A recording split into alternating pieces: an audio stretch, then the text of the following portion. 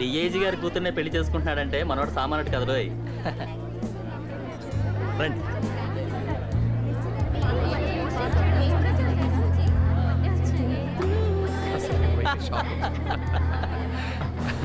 అసలు ఏంది రమేష్ రాజ్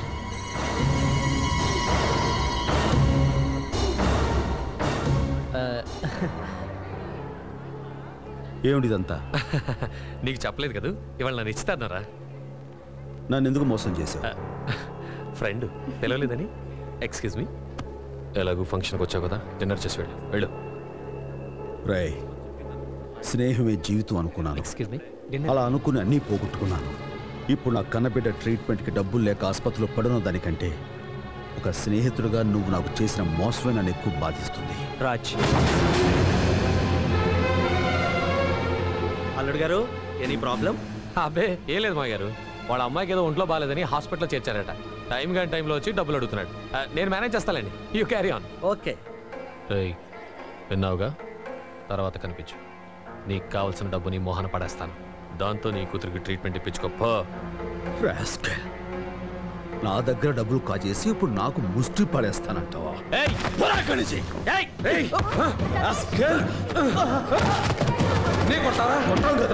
పోగులు పెట్టా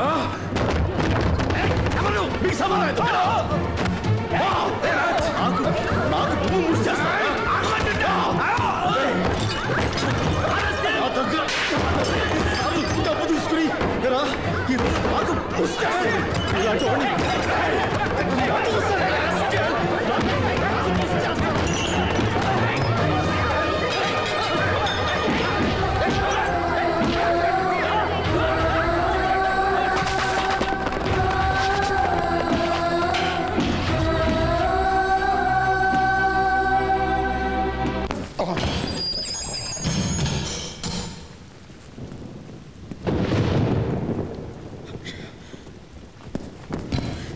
ఎస్ఐ గారు, నన్ను వదిలిపెట్టండి. నా బిడ్డ హాస్పిటల్లో చావుబతుల మధ్య ఉంది. ప్లీజ్. డిఐజీ గారు అల్లుని కొడతావరా? నువ్వు అరిచి గీ పెట్టినా కూడా నేను వదలను. అంత మాట్లాడకండి, నన్ను నమ్మండి, మీకు ధనం పెడతాను. Please. Shut up. My God.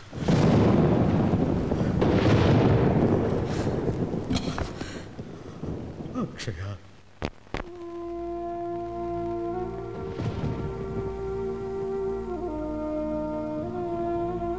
ఇంతవరకు రాలేదండి.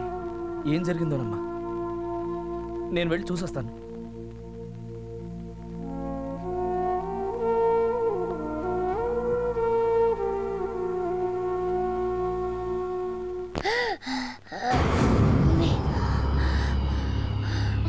అక్షయ, ఏమైందమ్మా? సిస్టర్, సిస్టర్, ఏమైంది? డాక్టర్ గారు, బాబుకు ఊపిరాటం లేదు. అక్షయ, జస్ట్ అక్షయ,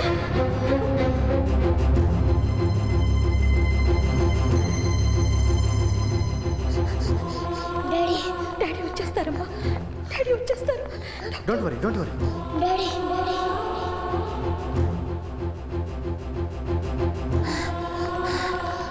డాడీ, డాక్టర్.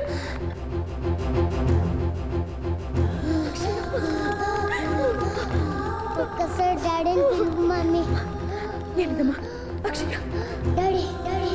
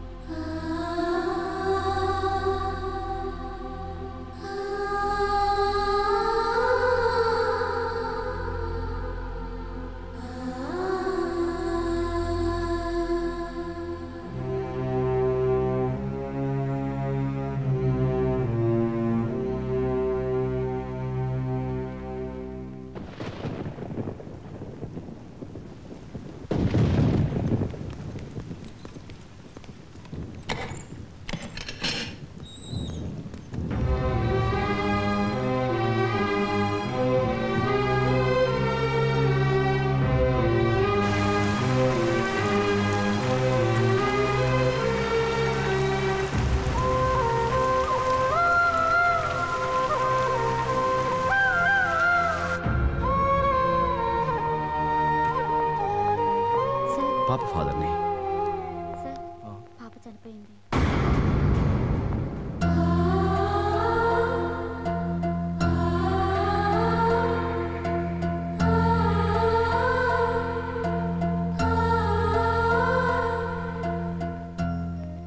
అక్కి రే డాడీ వచ్చాడులేమ్మా, లేగరా. పాప మాకిది మామూలేరా. ఐఎమ్ సారీ కన్నా, రాత్రి రాలేకపోయాను. నాన్న లేకరా. ఇక పాప మనకి లేదురా.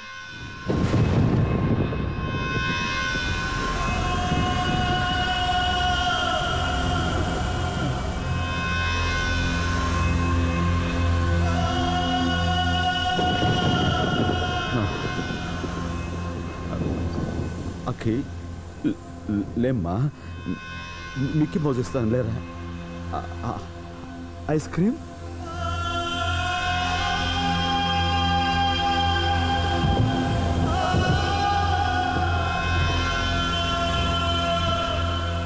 అరే అక్కి. Raj no no.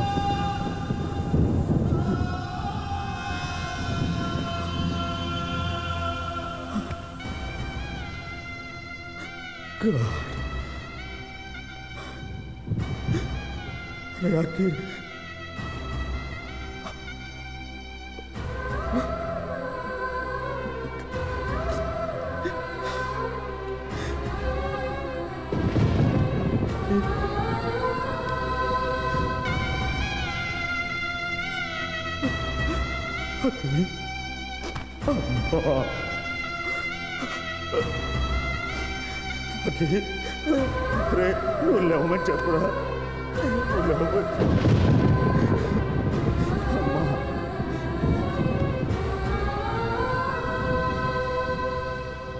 దూరంగా పోకి దొరకనంతగా, తిరిగొచ్చే దారి తెలియనంతగా,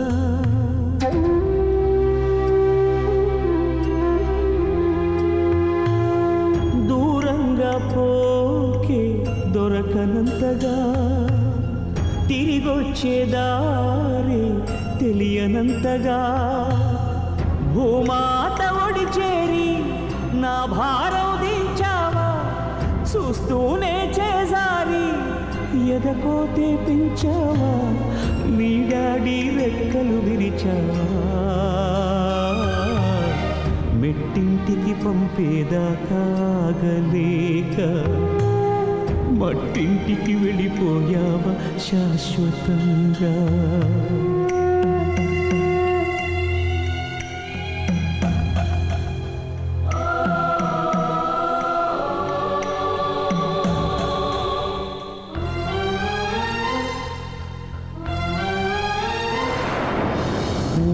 కొట్టే పాపాయి రాని రాదని తెలిసాక, కథలన్నీ కంచికి పోవచ్చిన్నబోయి, పడుకోవేమంటూ ఎప్పుడైనా నిన్ను కసిరానా, అయితే చూడంటూ అలిగావా నా పసికోనా, ఏనాడు లేవను అంటూ పడుకుంటున్నావా, నూరేళ్ల నిద్రతోని రెప్పలు మూసావా.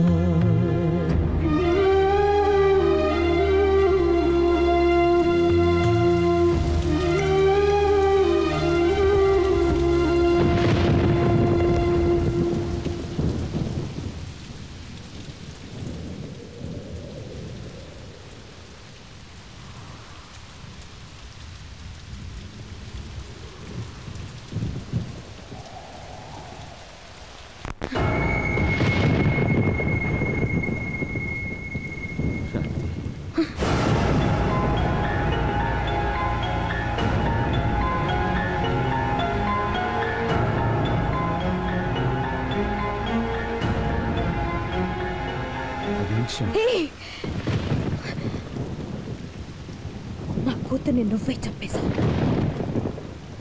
నా కూతురు డబ్బులు లేక చనిపోలేదు, వైద్యం అందక చనిపోలేదు. కేవలం తండ్రి అనే మాటకు అర్థం తెలియని ఓ రాత్రి మనిషి వల్ల డాడీ డాడీ అంటూ కనుమూసింది. శాంతి, మతిలేందలా మాట్లాడుకో. పాప నా ప్రాణం, అలాంటిది నేను నువ్వే చెప్పేశావు. ఏ క్షణం బ్యాంకులో దానికోసం దాచిపెట్టిన డబ్బుని మీ స్నేహితుడికి ఇచ్చావో ఆ క్షణంలోనే చచ్చిపోయింది.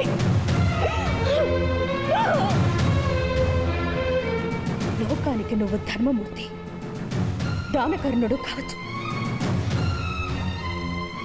కానీ నాకు మాత్రం నువ్వు నా బిడ్డని చంపిన హంతకుడివి.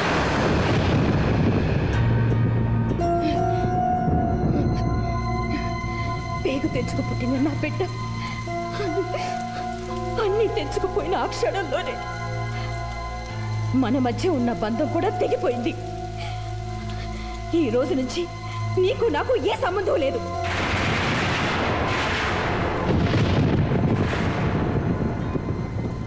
భార్యగా నేను కోరుకున్నది నా బిడ్డను నాకు దక్కించమని, అది కూడా చేయలేకపోయావు. ఎంతో మందికి ఎన్నో చేసిన నువ్వు ఇప్పుడు నాకు ఒక్క సాయం చేస్తే చాలు. జీవితంలో ఇక నన్ను ఎప్పుడు కలుసుకోవద్దు. అదే నాకు నువ్వు చేసే సాయం.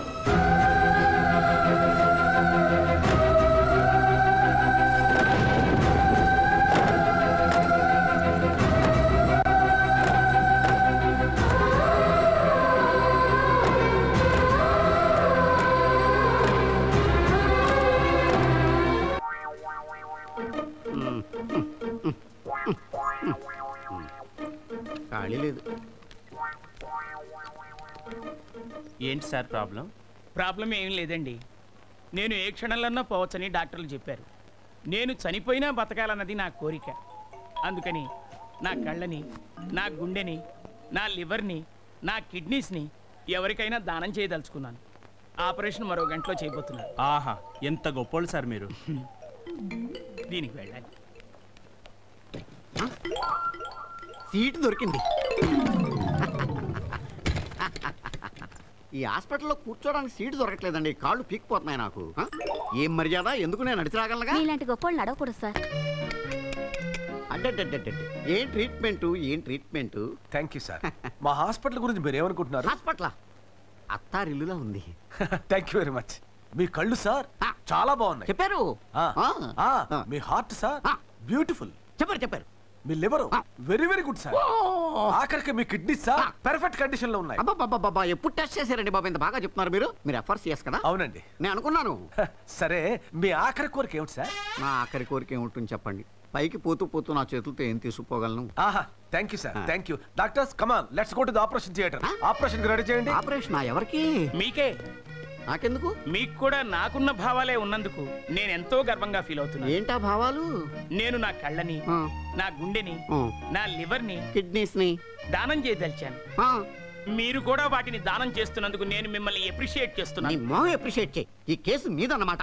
కుర్చీ ఖాళీగా దొరికింది కదా, నీ వీల్ చైర్ లో కూర్చుంటే పట్టుకొచ్చి ఇక్కడ పార్సల్ తీసేస్తారా? ఆగండి. దానం చేస్తే మీకు పోస్ట్ మార్టం ఫ్రీ. నీ పిండాకుడు ఫ్రీ. నువ్వు చేయించుకో post mortem. Post mortem free అని పార్సల్ ఇచ్చేస్తాను.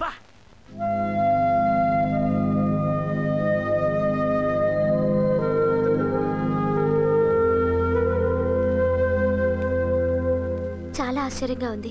మనసులో ఇన్ని బాధలున్నా 6 సంవత్సరాల నుంచి పైకి మామూలుగా ఎలా ఉండగలుగుతున్నాడు? ఉండటమే కాదు, ఎంతో మంది పిల్లల ప్రాణాలు కాపాడాడు. ఇన్ఫాక్ట్ నీ ప్రాణాలు కూడా కాపాడాడు. వాట్? I don't understand. ఒక్కసారి ఆ బిల్డింగ్ చూడు. దాని మీద ఏమి రాసిందో చదువు. అక్షయ ఫౌండేషన్. అక్షయ అంటే ఎవరో తెలుసా? రాజు కూతురు. అంటే ఈ ఫౌండేషన్ అంతా రాజుదే. డబ్బు లేకపోవటం వల్ల తన కూతురు చనిపోయిందని, అలాంటి పరిస్థితి ఏ బిడ్డకి రాకూడదని ఆ కష్టాన్నంతా తనలోనే దిగమింగుకుని తన బిజినెస్ టాలెంట్తో ఎంతోమంది పిల్లలకు ఉపయోగపడేటట్టుగా ఈ ఫౌండేషన్ కట్టాడు. ఖరీదైన వైద్య సహాయం, పెద్ద పెద్ద డాక్టర్లు అన్నింటినీ పసివాళ్ల కోసం ఏర్పాటు చేశాడు. ఏ విధమైన ఫీజులు తీసుకోకుండా ఉచిత వైద్య సదుపాయం అందుబాటులో ఉండేటట్టుగా చేశాడు. తను ఫౌండేషన్ యజమానిగా ఎవరికీ తెలియనీక వాలంటీర్స్లో ఒకటిగా ఉంటూ వాళ్ళతో కలిసిమెలిసి సర్వీస్ చేస్తున్నాడు. పోయిన బిడ్డ జ్ఞాపకంగా ఓ గదిలో పాప రూపాన్ని పెట్టుకుని ఈ ఆసుపత్రిని ఆ పాపకి అంకితం చేశాడు.